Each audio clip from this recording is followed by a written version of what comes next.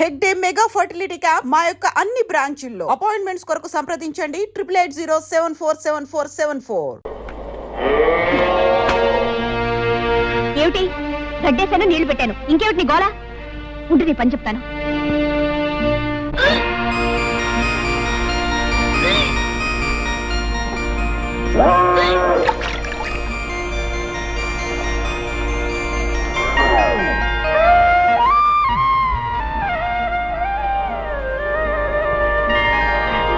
నీకడు బంగారం కాను, ఇంత మంచి వార్త ఎవరికి చెప్పొద్దంటావే. ఉండు జ్యోతి, నేను చెప్పేది పూర్తిగా వినమ్మా. ఏమిటే? పెళ్ళై ఇంకా ఏడాది కూడా కాలేదు, అప్పుడే నాకు పిల్లలు ఎందుకు చెప్పు. అయితే ఏమంటా? ఏం లేదు, ఇరకల వెంక మీద పోవడానికి ఏదో మందిస్తుందట, అది నేను వేసేసుకుంటాను. పిచ్చి పిచ్చిగా వాగా అంటే చెప్పు తీసి కొడతాను. బావా, నేను ఒకటి అడుగుతాను, నువ్వు కాదనకూడదు. అయ్యో రామ, భార్య కాస్త ప్రేమగా అడిగితేనే ఏమో కూడా ఏం కాదనలేడే. ఇంత గట్టిగా కౌలించుకుంటే ఏం కాదంటాడు? ఏం కావాలి చెప్పు. మరే మరే మరి గుండి కావాలా? అదేం కాదు. గుండి కావాలా? అదే కాదు. ఏం కావాలో చెప్పు. మరి మరి మరి పెళ్ళైన ఏడాదికి పిల్లలు పుట్టే వాళ్ళ మీద నీ అభిప్రాయం ఏమిటి? ఏడాదికి పుడితే అదృష్టవంతులు, 9 నెలలకి పుడితే మంచి కష్టజీవులు అనమాట. 4-5 సంవత్సరాల తర్వాత పుడితే వాళ్ళ మొహం, వాళ్ళ గురించి కూడా ఒక అభిప్రాయం, ఒట్టి బద్దగస్తులు అనమాట. అవును, నువ్వేదో అడుగుతాని చెప్పి ఏమిటి అడుగుతావేంటో? మర్యాదగా చెప్తావా లేకపోతే వెళ్ళి నీళ్లు పెడతావా? అబ్బా, నీదంతా కంగారే, ఏది సరిగా వినవు. ఏది నువ్వు చెప్తాగా వింటాకే చెప్పు. నేను నెల తప్పాను. తప్పగా నీళ్లు పెట్టవా? అబ్బా, ఏది అర్థం కాదు. 1 నెల కాదు, 3 నెలల వరుసగా తప్పాను. 3 నెలలు కాబట్టి 6 నెలలు తప్ప. ఇప్పుడు ఏం పోయింది, తర్వాత మాట్లాడుకోవచ్చు. వెళ్ళి నీళ్లు పెట్టు. నా చెమట పడి చేస్తుంటే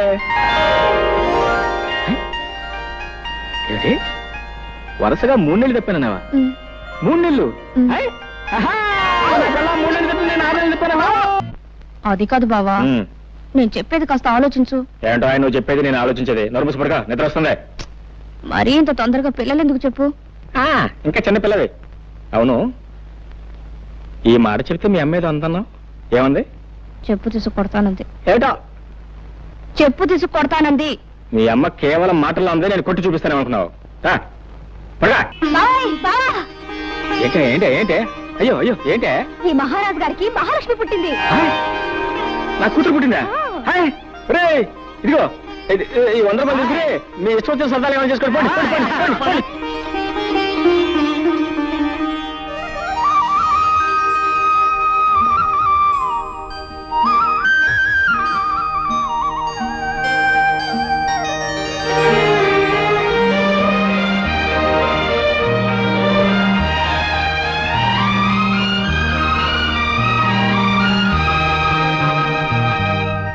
ముద్దు పెట్టుకోవడానికే బిడ్డలా? ఎలాగైతే కన్నావులే గొప్పగా. పిల్లకి స్నానం చేయించడం కూడా రాకపోతే ఎలా? ప్రతిరోజు ఎవరొస్తారు ఈ పనులన్నీ చేయడానికి? చిచి, ఇదంతా నాకు అలవాట్లేదు. ఆహా, నాకు మాత్రం ఉందా? నేనేమన్నా 5-6 కన్నానా? ఆడదన్న తర్వాత ఇవన్నీ తనంతట తనే నేర్చుకోవాలి. బావా, ఓ పంచే, పిల్లకు నీళ్లు పోయడం, పాలు పట్టడం ఇవన్నీ నువ్వు నేర్చుకో. ఇదేదో పెద్ద పని అయినట్టు. ఇంతలా పెళ్ళానికి సేవ చేయడం నేర్చుకున్నవాడిని బిడ్డకు నీళ్లు పోస్తే ఇద్దరు పుస్తలేనా? నువ్వు రాకపోతే ఎవరు చేసేవారా? నేనే కదా మెక్క చేస్తా. మీరిద్దరూ కలిసి నన్నే వెగతాళి చేయక్కర్లేదు. దాన్ని లగి నా పని నేనే చేసుకుంటాను. తస్సది, మీ అక్క మా లావు తెలియగలదే. పిల్ల ఏడుస్తున్నాయో నా ఒళ్ళో, నవ్వుతుంటే దాని ఒళ్ళో. ఇదిగో యోబాకు సరాసరి ఇక్కడ తీసురా. మొగుడు పిల్లలు ఇద్దరు కలిసి నా చేత పనులు చేయించుకుంటున్నారు. జానకి, జానకి, జానకి,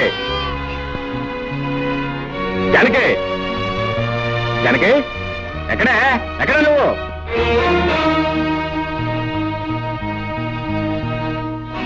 ఎక్కడికి వెళ్ళావు? తాతయ్య గారింటికి వెళ్ళాను. ఈ శనిగ్రహం అప్పుడే లేచిపోయిందా? ఎవరు శనిగ్రహం? ఎవరు శనిగ్రహం? పసిబిడ్డను ఇంట్లో ఒంటరిగా వదిలిపెట్టి పెత్తనాలకు వెళ్ళిన చాలక ఇంకా శనిగ్రహం అంటున్నావా? శనిగ్రహం అని నేను వెళ్ళేటప్పటికి నిద్రపోతుంది. అవును, నువ్వు వెళ్ళేటప్పుడు నిద్రపోతుందని నువ్వు ఇంటికి వచ్చే వరకు నిద్రపోతూనే ఉంటుంది అనుకున్నావా? నేను రావటం కొంచెం ఆలస్యం ఏమైతే తెలుసా? ఉయ్యాలంచి కింద పడేది. ఉయ్యాల నుంచి కాకపోతే మేడ నుంచి పడ్డానికి మనకి మేడలు లేవుగా. తప్పు చేసిన కాకుండా ఏమిటా పెడసరుపు సమాధానం? తాతయ్య కొంట్లో బాలేదు, అవన్నీ సర్దుకొని వచ్చేసరికి ఆలస్యమైంది. తాతయ్య తాతయ్య మాట్లాడితే తాతయ్య ఒకటి దొరికాడు. ఇదిగో, నీ తాతయ్య చాలా డబ్బున్నాడు. నువ్వు వెళ్ళినా వెళ్ళకపోయినా ఆయన చూసుకోవడానికి 10 మంది నౌకర్లు ఉన్నారు. నువ్వు ఆయన గురించి ప్రత్యేకంగా తాపత్రపడాల్సిన అవసరం లేదు. ఇదిగో చెప్తున్నాను, నువ్వు మళ్ళీ ఆ ఇంట్లో అడుగు పెట్టాను వీల్లేదు. ఎందుకు వెళ్ళలేదు? వీల్లేదంతే. వెళ్తే ఏం చేస్తావు? పళ్ళు రాళ్ళ కొడతాను.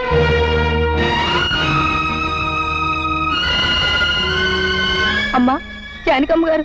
ఏమిటి రావాలమ్మా ఇలా వచ్చావు? తాతయ్య గారు ఇప్పుడే పోయారమ్మా. తాతయ్య?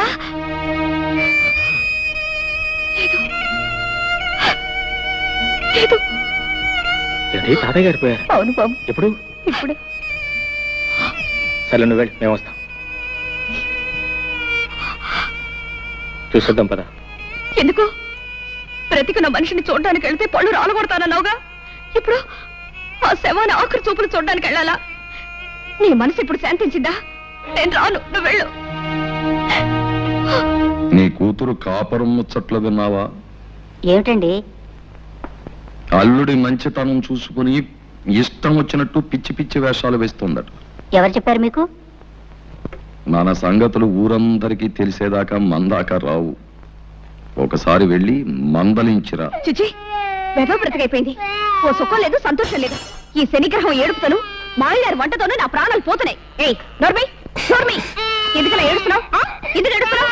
నిన్ను కొట్టేనండి చూడు. చాలా చాలేవా బడాయ్? నోరులేని ప్రస్తుతానికి నీ బెదిరింపులు తెలుస్తాయా? నోరెందుకు లేదు? పెంకులు ఎగిరిపోయేలా ఏడవడానికి పెద్ద నోరేసుకుని మరీ పుట్టింది.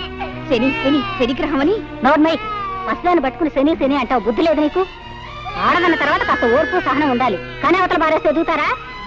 నేను నీలాగే చిరాకు పడి ఉంటే ఇంత దాని అయ్యేదానివే. నేను దీనిలాగే ఏడ్చుంటే నీకు తెలిసేది. ఏడవలేదే పాపం, పక్క నవ్వుతూ ఉండేదానివి. దీనికంటే ఎక్కువే గొడవ చేసేదానివి. సర్లే, దీనికి పాలు పెట్టి నిద్రపుచ్చుతాను. వంట నాకు వచ్చి తీసుకెళ్ళు. అమ్మయ్యా, రక్షించావు. అమ్మా, సాయంత్రం దాకా తీసుకురాకు. పీడ వదిలింది. జానకమ్మ గారు, వస్తున్నా. జానకమ్మ గారు. ఏమిటి రావుడు ఇలా వచ్చావు? చిన్నబాబు గారి గురించి మీతో చెబుదామని వచ్చానమ్మా. ఏమిటో చెప్పు. పెద్దబాబు గారు పోయిన కాడి నుంచి చిన్నబాబు గారి పరిస్థితి ఏం బాగులేదమ్మా. 24 గంటలు తాగుతూ సరిగ్గా భోజనం కూడా చేయటం లేదమ్మా. మీరైనా వచ్చి కాస్త మందలించండి అమ్మా. నాకు తెలుసు జానకి, నువ్వు వస్తావని తెలుసు, నన్ను ఇలా అడుగుతావని తెలుసు. నేను తాగుడు మానేయాలి, పెళ్లి చేసుకోవాలి, అంతేగా? అవును. నిన్నొక ప్రశ్న అడుగుతాను, సమాధానం చెప్తావా? ఏమిటది? నువ్వు సుఖంగా సంతోషంగా కాపురం చేస్తున్నావా? నిజం చెప్పు. నాకు తెలుసు నువ్వు చెప్పలేవు. నిన్ను నువ్వు మోసం చేసుకుని అబద్ధం చెప్పలేవు. నీ కాపురం సుఖంగా లేదు. సందర్భం వచ్చింది కాబట్టి ఒక నిజం చెప్తాను. ఈ నిజం ఆ రోజే నేను నీకు చెప్పగలుగుంటే మన ఇద్దరి జీవితాలు వేరే విధంగా ఉండేవి. జానకి, నిన్ను నేను మనస్ఫూర్తిగా ప్రేమించాను. అంతేకాదు, ఈ రోజుకి ప్రేమిస్తూనే ఉన్నాను. చిన్నబాబు, ఏమిటిది? నువ్వు మాట్లాడేదేమిటో నీకు తెలుస్తుందా? నేను పెళ్ళైన దాన్ని, నాతో ఇలా మాట్లాడకూడదు. జానకి, నేను నిజం చెప్తున్నాను. నిజం చెప్పడానికి కూడా కొన్ని హద్దులుంటాయి. అవన్నీ ఆలోచించబట్టే నువ్వు నాకు తక్కకుండా పోయావు. ఆ పెళ్లి చేసుకుని నువ్వు సుఖపడింది లేదు. నువ్వు లేని నా జీవితానికి ఏ సుఖం లేదు. ఇక ఈ జీవితాలు ఇంతేనా? ఇంతే. ఇంతకన్నా చేసేదే ఉంది? ఉంది. దానికి మరో మార్గం ఉంది. చేస్తావా? ఏమిటిది? నాతో వచ్చేయి. ఎక్కడికైనా పోయి సుఖంగా బ్రతుకుదాం.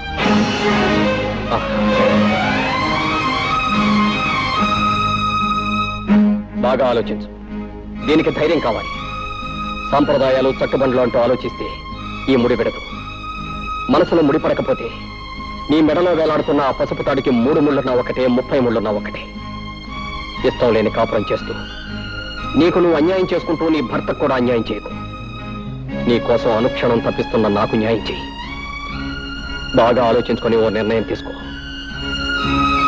నన్ను తాగొద్దని కదా నువ్వు అన్నావు. తాగను. ఎప్పటి వరకు తెలుసా?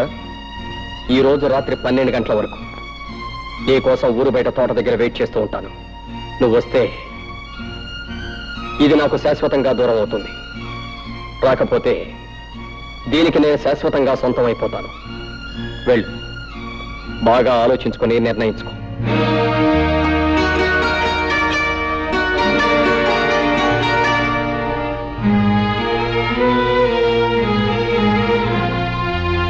ఆవు జానకి, మురళి నీతో మాట్లాడినంత విన్నాను.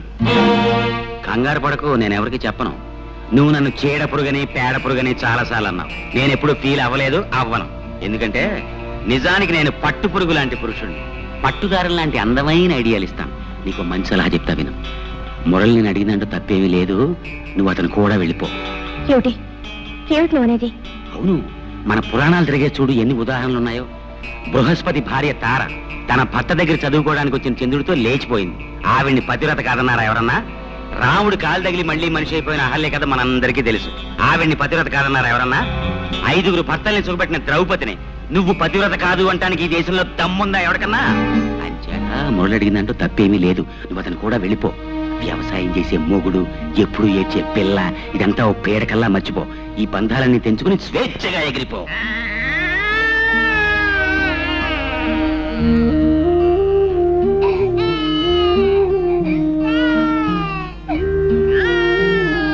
అమ్మమ్మ అడకు అడకు అడకు. పాప ఇంకా నిద్రపోలేదా?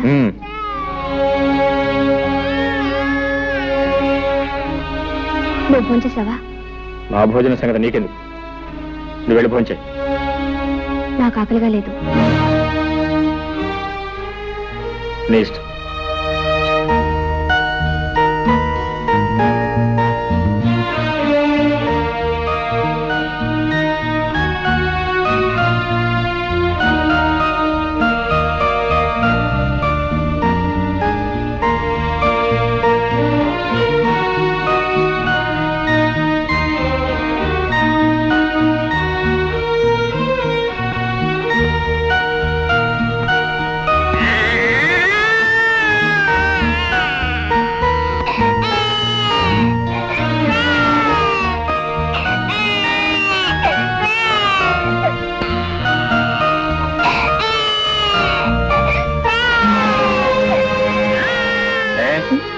బిడ్డ ఏడుస్తుంటే వినపట్లేదా, కనపట్లేదా?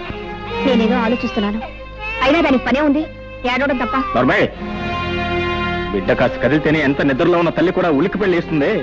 అలాంటిది కన్న బిడ్డ కళ్ళ ముందే ఒక్కపట్టి ఏడుస్తుంటే కదలకుండా మెదలకుండా రాయిలా కూర్చున్నావే. నువ్వు ఒక ఆడదానివేనా? నువ్వు ఒక తల్లివేనా? ఇప్పుడు ఏం కోపం మునిగిందని ఆ కేకలు? ఏదో ఆలోచనలో ఉంటే పట్టించుకోలేదు. అవునే, నువ్వేది పట్టించుకున్నావు? ఎప్పుడు పట్టించుకున్నావు? కన్న పెట్టికి ఒక్క పూట ప్రేమతో పాలిచ్చావా? లేదు. కట్టుకున్న మొగుడు నాకు ఒక్క పూట శ్రద్ధగా భోజనం పెట్టావా? లేదు. నీకు ఈ మొగుడు అక్కర్లేదు, ఈ సంసారం అక్కర్లేదు, ఏది అక్కర్లేదు. నీ ఆలోచనలు వేరు, ఆశలు వేరు, నీ కళ్ళే వేరు. అవును అవును అవును, నా ఆలోచనలు, ఆశలు, కలలు అన్నీ వేరు. నిన్ను పెళ్లి చేసుకుని నేను సుఖపడిందేమిటి? గొడ్లకు నీళ్లు పెట్టడం, రోజు నీకు పొలానికి భోజనం తీసుకురావడం, 24 గంటలు ఏడ్చేసి ఎనిముడని లాడించడం, అంతేగా? నిజం చెప్తే ఎందుకు అరుపులు? నేనెంత చెప్పినా వినకుండా నీకిచ్చి పెళ్లి చేసి నా గొంతు కోసారు. తప్పు నీది కదే, తప్పంతా నాది. నీకు నా మీద ప్రేమ ఉన్నా లేకపోయినా నీ మీద నాకున్న ప్రేమ కొద్దీ నెత్తిని పెట్టుకుని ఊరేగాను చూడు, అది నేను చేసిన తప్పే. నీ పెంకితనాన్ని, మంకుతనాన్ని నువ్వు ఏనాటికైనా మార్చుకోలేకపోతావు ఆశపడ్డాను చూడు, అది నేను చేసిన తప్పు. జానకి, మగవాణ్ణి దేవుడిగా మార్చినా పశువుగా మార్చినా ఆడదే కారణం. నువ్వు నన్ను దేవుడిగా మార్చే శక్తి నీకు ఎలాగూ లేదు, కనీసం పశువుగానే మార్చదు. పశువుగా నేను మార్చేదేమిటి? పశువుగానే పుట్టావు, పశువుల్లోనే పెరిగావు, పశువుల్లోనే ప్రవర్తిస్తున్నావు.